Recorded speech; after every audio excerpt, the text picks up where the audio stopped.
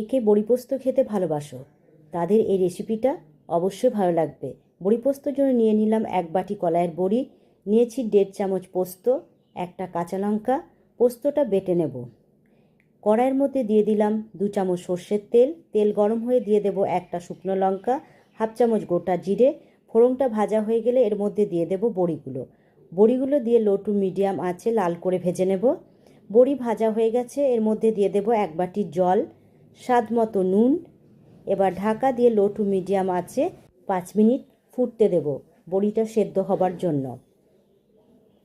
5 minute পর ফিরে এলাম। জল অনেকটাই কমে এসেছে, বড়িও সেদ্ধ হয়ে গেছে। এর মধ্যে দিয়ে দেব বেটে রাখা পোস্ত।